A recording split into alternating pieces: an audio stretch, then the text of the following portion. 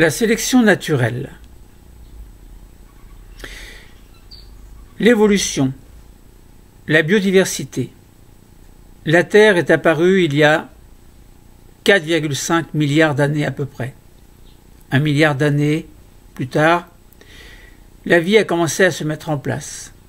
D'un premier individu, on est passé à aujourd'hui une biodiversité que l'on connaît, que l'homme malheureusement a tendance à faire disparaître. Peut-être que la 6e extinction massive se prépare. Mais sans aller jusque-là. Sélection naturelle. Que signifie sélection naturelle? La sélection naturelle, c'est un mécanisme fondamental qui fait partie de l'évolution. Et la biodiversité en est une conséquence. Globalement, on peut parler par exemple de biodiversité naturelle, de sélection naturelle, en prenant un exemple très simple que nous allons développer d'une autre façon tout à l'heure. Prenons l'exemple d'un mur blanc. Sur ce mur blanc se pose un papillon blanc. Peu de temps après se pose un papillon noir ou un papillon sombre. Eh bien, le prédateur, le merle ou un oiseau quelconque qui a faim, qui veut se nourrir et qui mange des insectes, va-t-il choisir le papillon blanc sur un fond blanc ou le papillon couleur sombre sur un fond blanc? Eh bien, vous avez compris que le contraste des couleurs entre le blanc et le sombre fait que le papillon noir va se faire manger en priorité. Donc, le papillon blanc qui reste sur le mur va être, autrement dit, inclus dans le paysage, va se reproduire et va être sélectionné de manière tout à fait naturelle. Sauf que le mur blanc, ce n'est pas naturel. C'est un mur qui a été construit par l'homme. C'est symbolique, c'est un cliché, c'est un clin d'œil pour dire que l'homme contribue et fait partie de la biodiversité et contribue aussi à la sélection, non pas naturelle, mais anthropique. Mais parlons là de sélection naturelle. Remplaçons le mur blanc par un arbre. Mais avant de développer le sujet, on peut se poser le problème suivant. Comment la sélection naturelle contribue-t-elle à expliquer l'évolution de la biodiversité? Autrement dit, comment la sélection naturelle fait que la biodiversité des êtres vivants que l'on a aujourd'hui est ce qu'elle est aujourd'hui? Pourquoi est-ce que, par exemple, un papillon blanc sur un fond sombre va-t-il se faire manger plus qu'un papillon noir sur un fond sombre? Ou inversement, comme nous l'avons dit, un papillon blanc sur fond blanc va-t-il ne pas être sélectionné par rapport, de manière naturelle en tout cas, par rapport à un papillon noir qui est sur un fond blanc? Allons dans une forêt.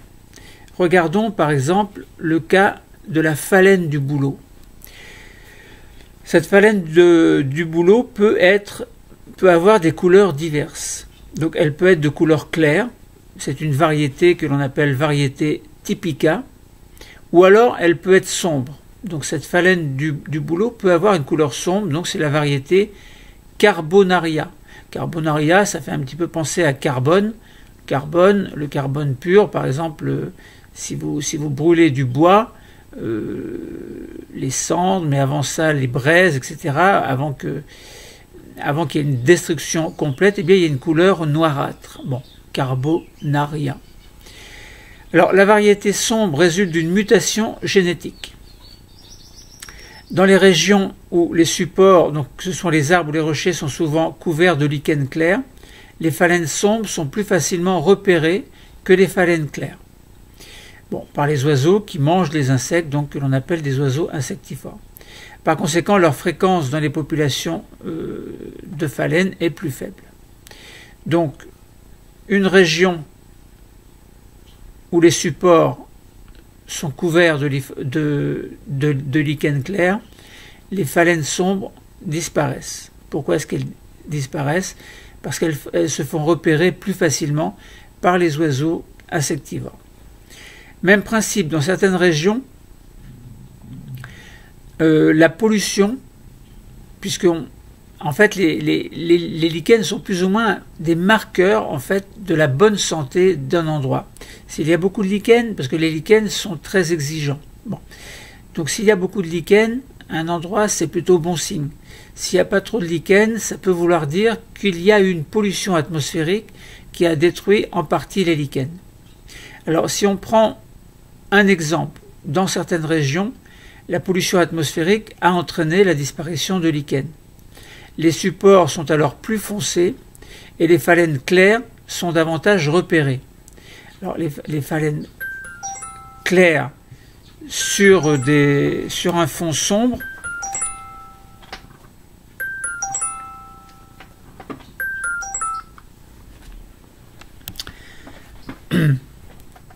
alors les phalènes claires sur un fond sombre donc, sont plus repérées par les insectes, évidemment. Alors si on avait mis par exemple les lichens, donc s'il y avait des lichens de couleur claire, s'ils étaient présents et de couleur claire, bien entendu la phalène du bouleau posée sur ces lichens clairs et dont la couleur se fond au paysage, en fait, il y a ce que l'on appelle un mimétisme, et bien sûr n'aurait pas été repéré par les oiseaux insectivores. Donc les supports sont plus foncés lorsqu'il n'y a pas de lichen clair, et les phalènes claires, dans ce cas-là, vont apporter un certain contraste par rapport à la couleur sombre de l'arbre, et donc évidemment les insectes vont se faire manger par les oiseaux. Donc dans ces conditions, les phalènes sombres ont plus de descendants et sont donc plus fréquents, puisque les phalènes de couleur, admettons la variété typica, donc qui a une couleur claire, bon, va se faire manger, mais la variété carbonaria, qui a une couleur sombre, donc du sombre sur du sombre, dû au fait que les lichens ont disparu, les lichens blancs en tout cas, parce qu'il n'y a pas que des lichens blancs, eh bien, font que les sombres vont survivre et les clairs vont disparaître.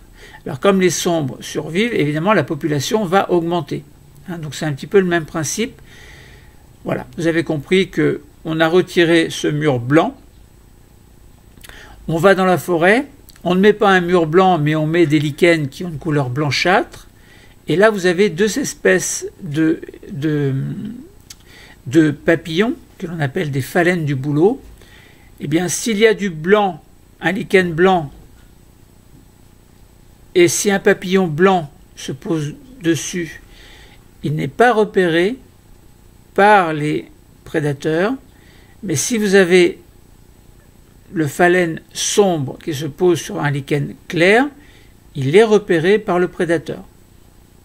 Et là, vous avez compris que, même principe, on enlève ces lichens clairs, on ne met rien à la place, on met juste, par exemple, une écorce d'arbre, une écorce sombre, donc de manière tout à fait naturelle, un arbre pousse, les phalènes vont se poser sur le tronc, donc sur l'écorce, qui est de couleur sombre. Alors, deux cas, si c'est la phalène blanche qui se pose sur l'écorce sombre, elle sera repérée par les oiseaux et se fera manger, sa population va disparaître. Si c'est la phalène sombre qui se pose sur un fond sombre, l'écorce sombre, eh bien sa population va croître du fait qu'elle ne sera pas repérée, donc mangée par les prédateurs.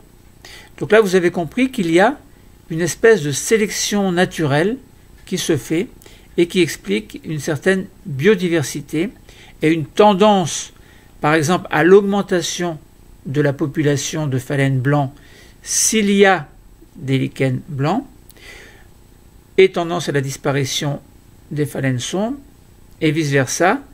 S'il y a dans un milieu naturel une couleur sombre et un papillon sur du sombre, eh bien, sa population va croître, contrairement aux papillons blancs, qui eux vont disparaître.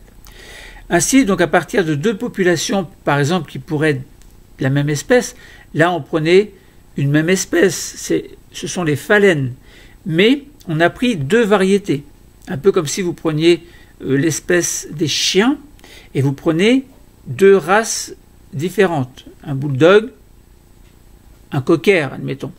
Vous avez toujours la même espèce. Les deux peuvent s'interféconder, se féconder. Donc ça veut dire, c'est un critère pour dire ils font partie de la même espèce. Mais là, les phalènes, c'est pareil.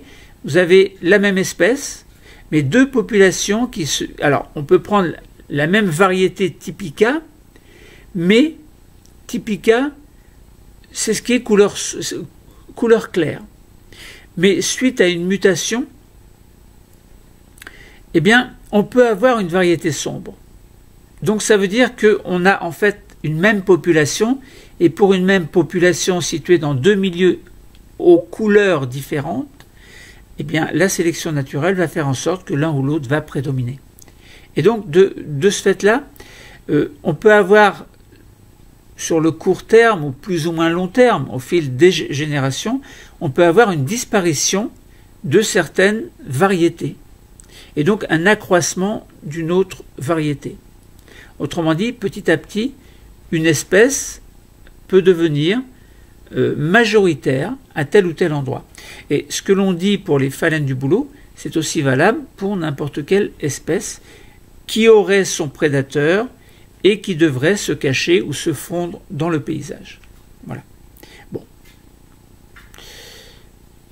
Alors, on peut essayer de voir l'évolution dans le temps de la fréquence d'un allèle. Bon, on a des paramètres de modélisation, on aura une fréquence en pourcentage en fonction des générations. Alors on peut aller de 0 jusqu'à 100 générations. On va avoir ce que l'on appelle une valeur sélective des phalènes sombres 1, une valeur sélective des phalènes claires 0,6 dans les paramètres de modélisation. Donc ça veut dire que les mutations, en fait, alors là on va essayer de comprendre pourquoi on parle ainsi. Les mutations sont à l'origine de nouveaux allèles. Bon, on en a parlé, mutation. Un allèle, c'est quoi? C'est une, si vous prenez un gène, eh bien, différentes variations de ce gène, différentes possibilités d'expression de ce gène, mais lorsqu'il y a une mutation, eh bien, cette expression n'est pas tout à fait la même. À partir d'un gène de départ, l'expression va donner ce que l'on appelle des protéines, qui sont, en employant un autre mot, ce que l'on appelle un phénotype moléculaire. Eh bien, la fonction de cette protéine peut être variable selon qu'il s'agit de l'un ou l'autre des allèles qui s'expriment. Donc, les mutations sont à l'origine de nouveaux allèles, quels que soient les gènes, de toute façon. Là, on va essayer de parler de la fréquence d'un allèle grand N. Bon, essayons de comprendre. C'est le cas des phalènes de couleur sombre. Mutation à l'origine de nouveaux allèles, par conséquent de nouveaux caractères, et c'est le cas des phalènes de couleur sombre. Donc on avait les couleurs claires. Il y a eu la couleur claire qui était due à l'expression d'un certain gène, ou d'un ensemble de gènes éventuellement. Et bien là, on va dire qu'il y a eu une mutation qui a donné une couleur sombre. Bon. Il existe un logiciel que l'on appelle évolution allélique qui permet de modéliser l'avenir possible d'une mutation dans une population de génération en génération en fonction de l'avantage sélectif qu'il procure. Alors, avantage sélectif, là vous avez compris que lorsqu'on avait parlé des phalènes blanches ou sombres qui étaient sur un fond blanc ou sombre, donc ces phalènes vont voir leur population augmenter ou au contraire diminuer. Bon. Donc on peut avoir un avantage sélectif si par exemple une phalène claire se pose sur un milieu clair.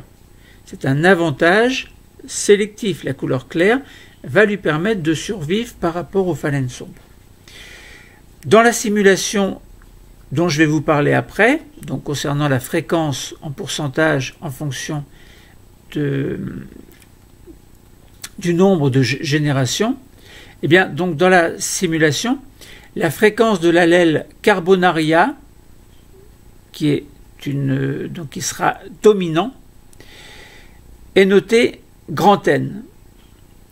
Dans cette modélisation, donc l'allèle grand N est très peu répandu dans la plupart des populations de départ, en fait. Et l'allèle N, donc peu répandu, on l'a dit, donc de la population de départ, a une fréquence initiale que l'on fixe arbitrairement à 1%. Bon. Mais les porteurs de la mutation sont avantagés par rapport aux phalènes de couleur claire, ils se reproduisent donc davantage. Donc la valeur sélective, c'est une unité arbitraire qui est comprise entre 0 et 1, et elle exprime la plus ou moins grande réduction de chacun des phénotypes, c'est-à-dire le phénotype résulte de l'expression d'un gène, du génotype si on parle de manière plus globale. 1 correspond à une reproduction maximale. Donc là on voit que au départ, sans qu'il y ait 2 générations, on a une fréquence de population de l'allèle grand N, enfin donc des phalènes de bouleau portant l'allèle grand N en tout cas, qui est de 0, parce que s'il n'y a pas de population, il y a 0. Pour 50%, donc fréquence en pourcentage, donc pour 50%, on avait, au bout de 100 générations, pas 100 générations, mais au bout de 10 générations à peu près, on avait atteint ce pourcentage de 50%. Ce pourcentage de fréquence de 100% est atteint pour 20 générations à peu près. Donc ça veut dire qu'au-delà, il y a de grandes chances que la population de phalènes de couleur sombre soit conservée. Et c'est effectivement le cas, parce que même au-delà de 100 générations, enfin au moins jusqu'à 100 générations, donc entre 20 et 30 générations à peu près, la fréquence en pourcentage atteint pratiquement 100%. Donc là, on voit bien qu'on a une sélection tout à fait naturelle qui est due à une mutation et qui a donné un allèle grand N qui a favorisé évidemment l'apparition et la conservation au fil des générations de ce phalène.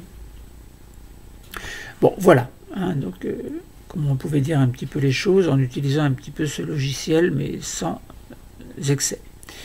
Sélection naturelle et biodiversité, on avait parlé souvent des oiseaux qui ont une forme de bec liée à une fonction particulière. On a parlé souvent d'une espèce Geospiza fortis qui possédait un bec adapté au broyage des graines. Donc chez les oiseaux, on observe une très grande diversité de la forme des becs. Si vous allez dans des zoos, vous regardez par exemple différentes espèces, vous allez voir que les becs n'ont pas tous la même forme. Il y en a des pointus, il y en a des longs, il y en a des courts. Bon, si vous prenez le héron, par exemple, donc c'est un bec qui est très long. Si vous prenez les flamants roses, c'est un bec qui est plutôt recourbé. Si vous prenez un pinson, ce sont des becs plus ou moins épais. Bon.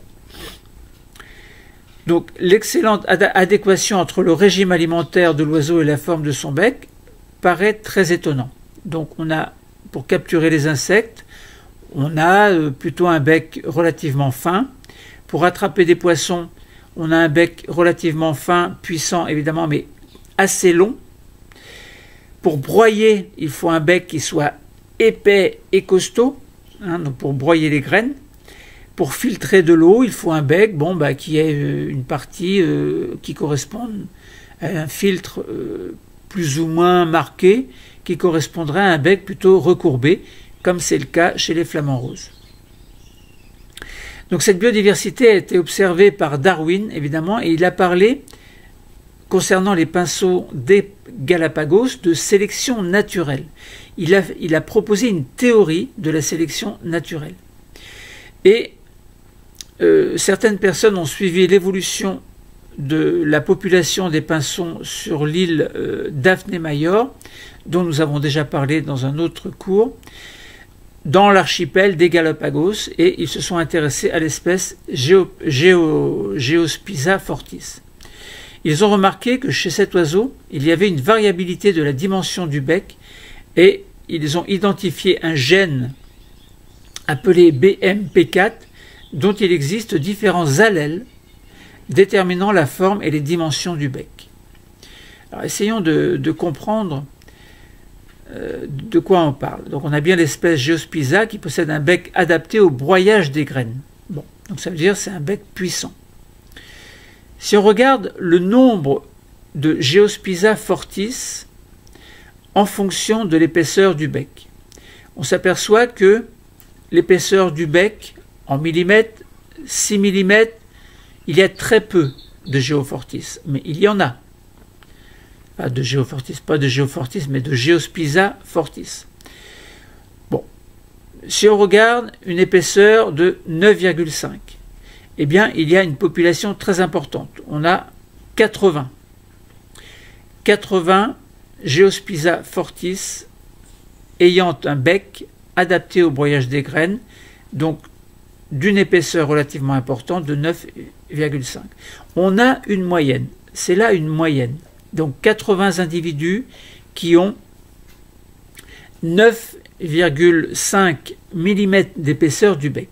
Et autour de ce nombre, de ce chiffre, de ce nombre, en fait, il y a une population dont la fréquence va décroître à mesure que l'on va vers les becs plutôt plus petits, moins épais en tout cas, et ou plutôt beaucoup plus épais. Trop épais, ça ne va pas. Pas assez épais, ça ne va pas.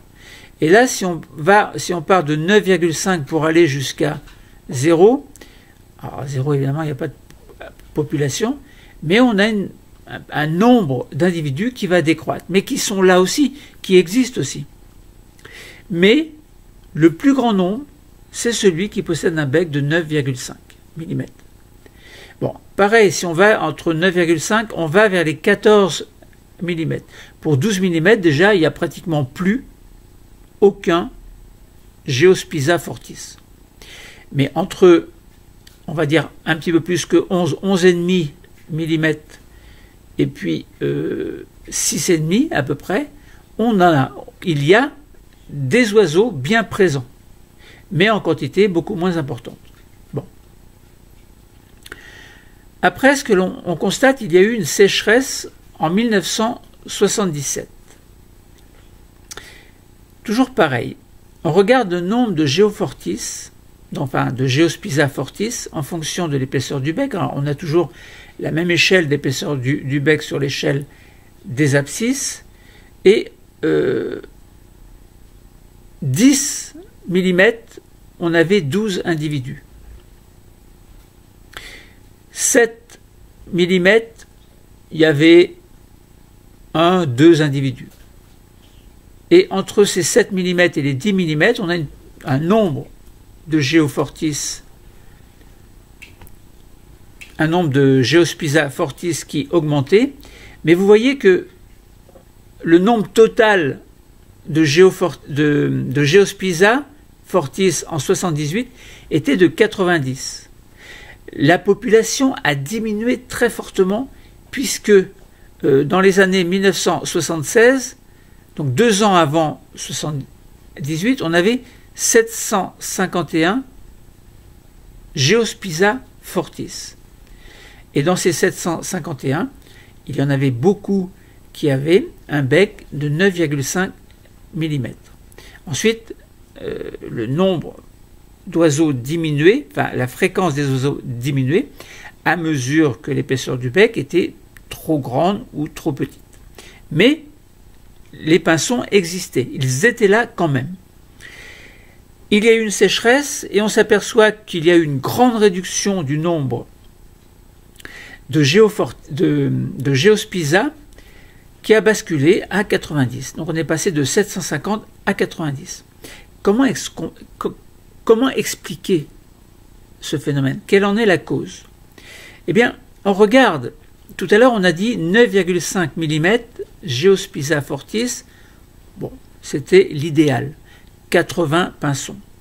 Ensuite, 10 mm, 10,5, eh bien, c'est le nombre total et majoritaire, que 12 évidemment, mais 12 sur 90, eh bien, c'est déjà pas mal. Donc on peut comprendre que la sécheresse est en cause, puisqu'en 1977, donc un an après 76 751 pinsons et 78 90 pinsons, vous voyez, il y a eu une réduction très très importante.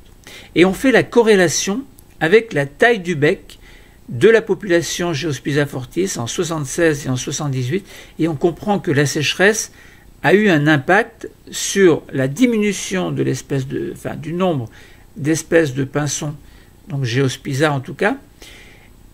Mais alors, pourquoi est-ce qu'il y a eu tant de diminution? Est-ce que c'est dû au fait que l'épaisseur des becs n'était pas adaptée à quelque chose? Quel est ce quelque chose? Alors, l'année 1977 a été marquée par une forte sécheresse de l'archipel des Galapagos. Les graines sont devenues moins abondantes et beaucoup plus dures, et donc beaucoup plus difficiles à broyer. Donc si on regarde les deux graphiques, ils présentent des résultats de mesure de la taille du bec avant et après l'année de sécheresse. Le graphique grand D qui permet de montrer l'épaisseur moyenne du bec des descendants en millimètres en fonction de l'épaisseur moyenne du bec des ascendants en millimètres, eh bien, donc cette épaisseur moyenne des becs des descendants jeunes en fonction des ascendants adultes montre des choses intéressantes. Donc ça montre que la relation entre la taille du bec des ascendants adultes et celui des jeunes descendants ont un impact très important sur leur survie. En effet, on constate qu'on a une courbe de tendance qui a tendance, entre guillemets, à croître entre 7 et 11, on va dire, millimètres concernant l'axe désordonné, et entre 7 et 11 mm concernant l'épaisseur des ascendants en millimètres. Et on voit plein de petits points noirs qui montrent que ce qui est favorisé, en fait, c'est l'augmentation de l'épaisseur du bec. Plus le bec est épais, et plus le broyage des graines est possible. Mais il y a un nuage de points qui se situe entre 9, 10, voire 10,5 mm. Donc tout ce qui est globalement entre 8,5 et 10,5 mm est favorisé. Autrement dit, là, on voit bien que même par rapport à une catastrophe naturelle, l'épaisseur du bec est un critère sélectif très important. Voilà, donc on a pu comprendre pourquoi la sélection naturelle est à l'origine d'une évolution de la biodiversité. Biodiversité concernant la phalène du bouleau, biodiversité concernant l'épaisseur du bec qui favorise les espèces qui sont capables de broyer de manière efficace avec un bec, par exemple, dont l'épaisseur est située entre 8,5 et 10,5 mm. Concernant les phalènes du bouleau, je n'y reviens pas, mais nous avons bien montré que la sélection naturelle est un critère très important et peut s'expliquer de manière tout à fait logique. La sélection naturelle contribue à expliquer l'évolution de la biodiversité. Les mutations sont en cause. Le cours est terminé. Merci.